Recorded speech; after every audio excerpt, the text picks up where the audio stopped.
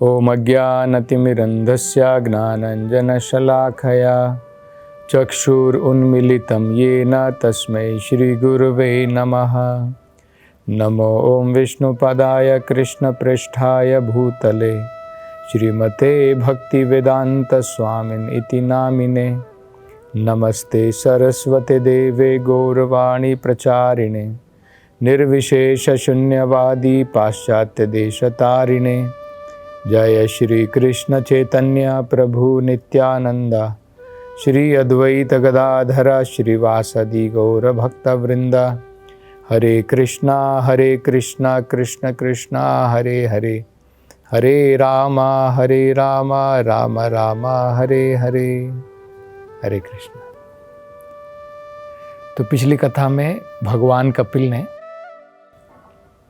ग्रह मेधी जो व्यक्ति अपना जीवन घर के अंदर में केवल इंद्रिय तृप्ति मात्र के लिए बिताते हैं और हो सकता है वो अनेकों प्रकार के धार्मिक अनुष्ठान करें, धर्म का पालन करें, अनेकों प्रकार के यज्ञ करते हैं, अनेकों प्रकार के व्रत भी करते हैं, देवी देवताओं के पूजन में लगे रहते हैं, पितरों की भी पूजा करते हैं। तो उनके विषय में बताया था भगवान कपिल ने कि वो अल्प ज्ञानी हैं।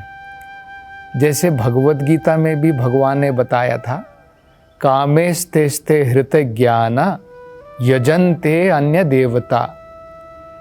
काम के कारण, अंधे हो जाने के कारण उनका ज्ञान जो है अल्प ज्ञान होता है, इसलिए ये अन्य देवी देवताओं की पूजा में लगे रहते हैं।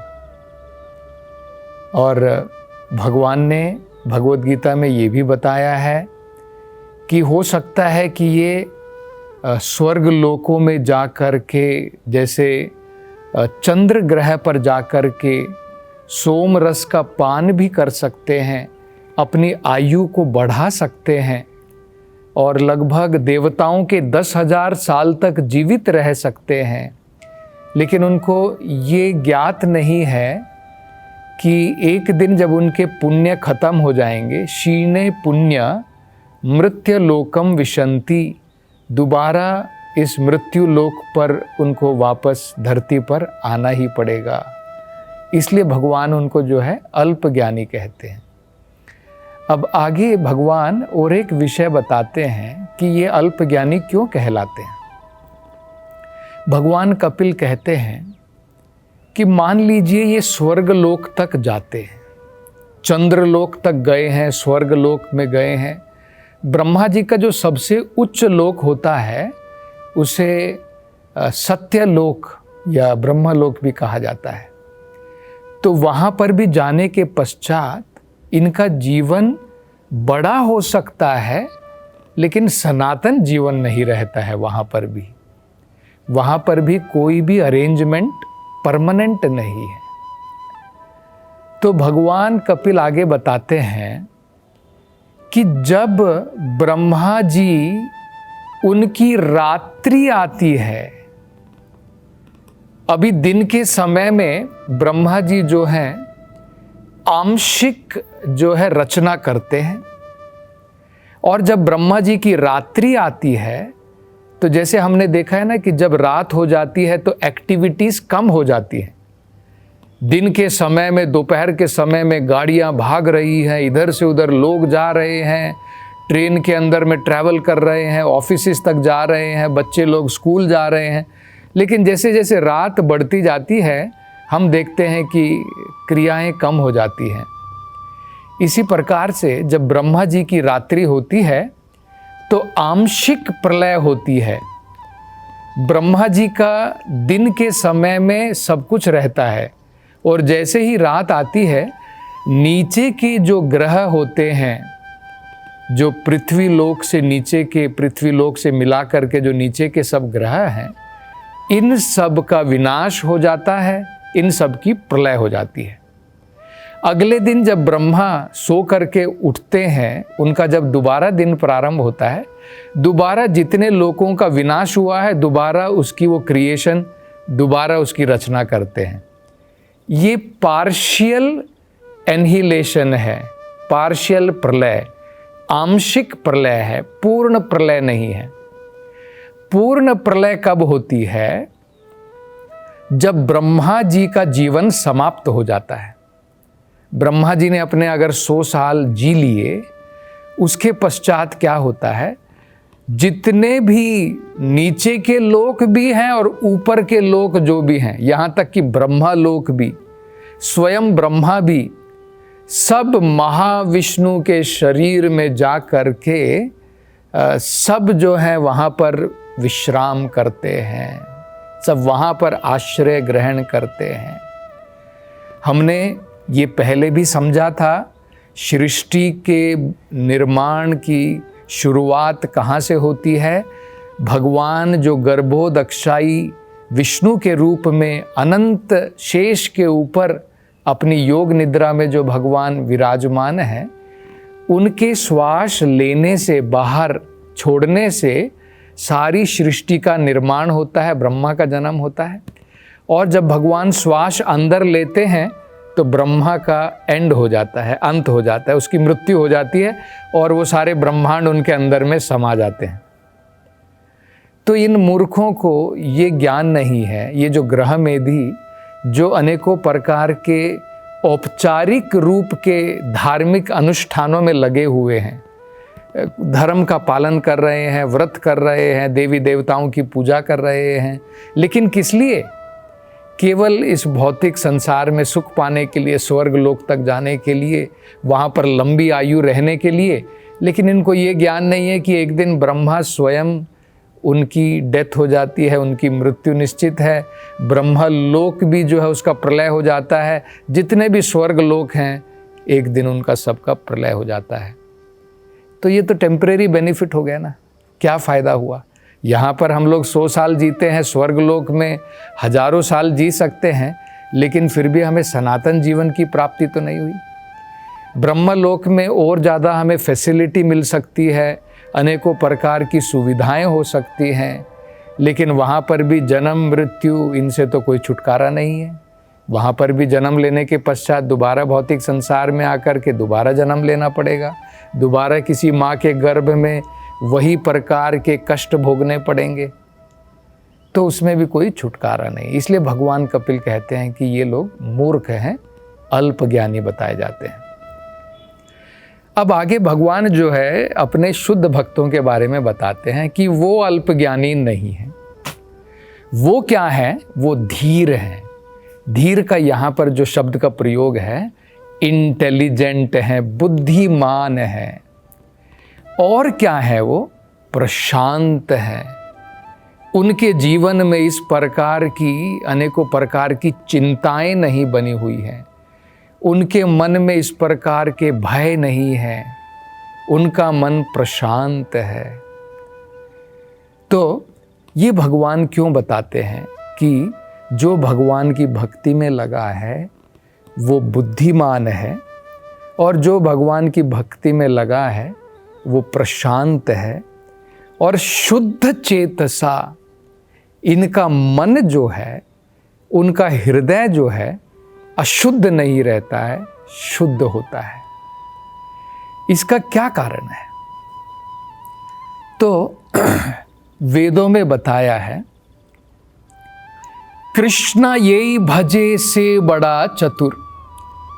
जो भगवान की भक्ति में लगा है, भगवान कृष्ण के भजन में लगा है, उनकी सेवा में लगा है, वो इंटेलिजेंट है, वो बुद्धिमान बताया जाता है।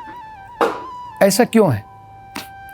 क्योंकि देखिए, जो देवी देवता भी अगर किसी व्यक्ति को अगर कुछ टेम्परेरी भोग प्रदान कर रहे हैं, अगर कुछ फैसिलिटी वो दे रहे हैं, कुछ आशीर्वाद वो दे रहे हैं, ये आशीर्वाद कहाँ से देते हैं?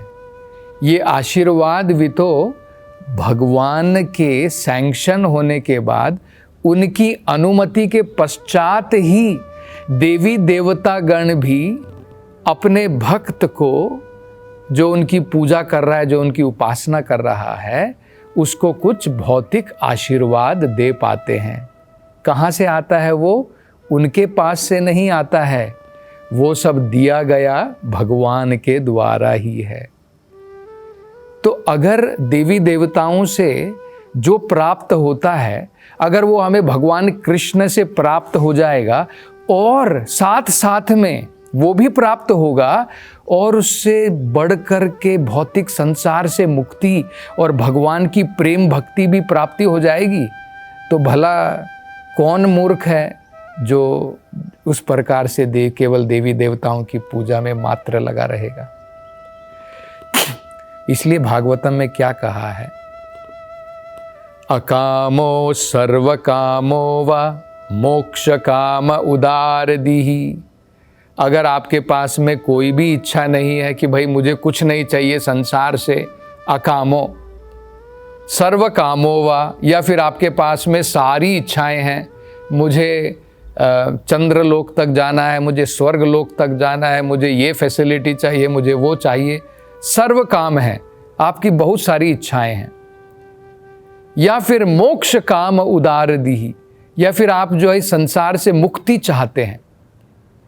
यजेत पुरुषम परम, भागवत कहता है फिर भी हमें भगवान विष्णु की, भगवान कृष्ण की परम पदम, भगवान की जो है उपासना करनी चाहिए। ऐसा क्यों है? क्योंकि हमारी सारी इच्छाएं भी हमें प्राप्त हो जाएंगी और हमारा मन शांत हो जाएगा, प्रशांत हो जाएगा और शुद्ध चेतसा हमारा मन बिल्कुल पवित्र हो जाएगा। आज हमारा मन अपवित्र है, गंदगियां हैं, उसके कारण हमारा भौतिक संसार चल रहा है। जैसे ही मन शुद्ध हो जाएगा तब हमारी भौतिक संसार की यात्रा बंद हो जाएगी, दोबारा जन्म मरण नहीं जो है इस भौतिक संसार में नहीं आना पड़ेगा। तो भगवान का भक्त इसलिए चतुर या बुद्धिमान कहलाता है, क्योंकि भगवान की भक्ति करने से उसका मन प्रशांत हो जाता है। एक बहुत सुंदर श्लोक है जिसके बारे में बताया जाता है, जिससे हम अंदाजा लगा सकते हैं। देखिए, उसमें कहा है भुक्ति मुक्ति, जो व्यक्ति भुक्ति चाहता है, भौतिक संसार को भोगना चाहता है, या फिर जो व्यक्ति इस भौतिक संसार से मुक्ति की प्राप्ति करना चाहता है, सकले अशांता, ये सब जो है अशांत होते हैं। एक व्यक्ति संसार भोगना चाहता है, उसके अंदर में भी इच्छाएं हैं, उसके कारण वो अशांत है। दूसरा व्यक्ति ज्ञान के द्वारा भगवान में मिलना चाहता है, भगवान से एक हो जाना चाहता है, एकत्वेन, वो व्यक्ति भी अशांत है। कुछ व्यक्ति जो हैं योग के द्वारा योग सिद्धियां प्राप्ति करना चाहते हैं, तो वो भी अशांत है। भुक्ति मुक्ति सिद्धि कामी सकले अशांता, तो भुक्ति भोगने वाला संसार को, मुक्ति चाहने वाला भगवान में एक मिल करके मुक्ति प्राप्त करना चाहता है, सिद्धि कामी योग सिद्धि की प्राप्ति करके वो सोचता है कि मैं खुश हो जाऊंगा, सकले अशांता, ये सारे अशांत होते हैं। कृष्ण भक्त निष्कामा अतेव शांता, लेकिन जो भगवान कृष्ण की भक्ति में लगा है, क्योंकि वो निष्काम है, उसकी कोई भौतिक कामनाएं नहीं है, भौतिक इच्छाएं नहीं है, अतेव शांता, इसलिए वो शांत है। तो सीक्रेट समझ लीजिए, अगर आपके मन में भौतिक इच्छाएं बनी हुई हैं, जब तक बनी रहेंगी तब तक आपका मन अशांत रहेगा, चिंताओं से पूर्ण रहेगा। जब आपके मन से भौतिक इच्छाएं चली जाएंगी और केवल आपकी इच्छा भगवान की संतुष्टि मात्र रह जाएगी, तब आपका मन बिल्कुल शांत हो जाएगा। निष्काम होने के बाद ही हमारा मन शांत हो पाता है। तो आपका चेत भी शुद्ध हो गया, आपका हृदय भी शुद्ध हो जाता है, और हृदय शुद्ध होने के कारण ऑटोमेटिकली पाप कर्म तो चले ही जाते हैं। जब आपके हृदय के अंदर में काम नहीं, क्रोध नहीं, तो भला आप उस प्रकार के कर्म क्यों करेंगे? आपके मन में लोभ भी नहीं कि मैं स्वर्ग लोक तक जाना चाहता हूं, तो आप उससे भी छुटकारा पा लेंगे। तो ये बड़ा महत्वपूर्ण है। अब आगे भगवान कपिल कहते हैं कि इस प्रकार का जो निष्काम भक्त होता है वो 2 प्रकार से कार्य करता है। ये भी बड़ा महत्वपूर्ण है। ये सब समझना हमारे जीवन में अत्यंत आवश्यक है। भगवान कहते हैं निसंगः, कर्म करो लेकिन 3 गुणों के द्वारा प्रभावित होकर के कर्म मत करो, उसे निसंगः कहते हैं। इसका मतलब क्या होता है? देखिए, जब हम कर्म करते हैं हम अपने कर्म से बड़े आसक्त होते हैं। कोई डॉक्टर है, कोई इंजीनियर है, जो भी हम लोग कर्म करते हैं, हम कैसे कर्म करते हैं? हम उस कर्म को अपने लिए करना चाहते हैं। मेरे को अच्छा लगता है, मुझे जो है इंजीनियर बनना अच्छा लगता है, मैं वो करूँगा, मैं ये काम करूँगा, मैं वो काम करूँगा। मतलब जो कर्म हम अपने लिए करना चाहते हैं वो संग के साथ में है, 3 गुणों के प्रभाव के कारण है। निसंग का मतलब है जब हम केवल भगवान की संतुष्टि मात्र के लिए कार्य करेंगे, उसे निसंग कहते हैं। अर्जुन का उदाहरण देख लीजिए। पहले वो संग के साथ में था, भगवान से कह रहा था कि भगवान मेरी इच्छा तो नहीं है युद्ध करने की, अपने लिए तो मैं युद्ध नहीं करना चाहता हूँ, मुझे राजा बनाना है, मुझे तो नहीं बनना है राजा, मैं तो भिक्षा मांग लूँगा भगवान, वो बढ़िया है मेरे लिए। तो संग के साथ में था। जब भगवान ने भगवत गीता सुनाई, सुनने के बाद में कहता है कि नहीं भगवान, मैं तो ड्यूटी के रूप में मेरा कर्तव्य है, आपने जो कहा है उसको पूर्ण करने के लिए, आपकी संतुष्टि के लिए युद्ध जरूर करूँगा। ठीक है, तो ये बड़ा महत्वपूर्ण है। इसे बोलते हैं निसंग। हमें काम छोड़ने की जरूरत नहीं है, वही काम भगवान की सेटिस्फैक्शन के लिए करना है। दूसरा आता है न्यास त्याग, मतलब अपना जो भी कर्म का फल होता है वो भी भगवान के लिए लगाना है। कर्म भी भगवान के लिए और उसका फल भी भगवान के लिए। ऐसा नहीं कि कर्म तो मैं भगवान के लिए करूँगा लेकिन उसमें से जो फल आएगा वो मेरी सेटिस्फैक्शन के लिए, वो मेरी संतुष्टि के लिए है। कई बार लोग कह देते हैं ना, प्रभु जी क्या है, ये सब भगवान का है, ये बिजनेस, ये घर सब भगवान का है। लेकिन भगवान का है कब पता लगता है? जब उसका जो फल निकला, आपने जो बिजनेस करा, उसके सारे प्रॉफिट को तो आप में और अपनी फैमिली में अहम ममेती में बांट रहे हैं। भगवान के लिए आपने क्या दिया? आप कह रहे हैं कि भगवान का है, तो ये तो जो है प्रॉपर अंडरस्टैंडिंग नहीं है। तो ये हमें समझना है, फल भी भगवान का, कर्म भी भगवान के लिए। तो और आगे भगवान जो है इस विषय में क्या चर्चा करते हैं उसके बारे में अगली कथा में सुनेंगे। हरे कृष्णा।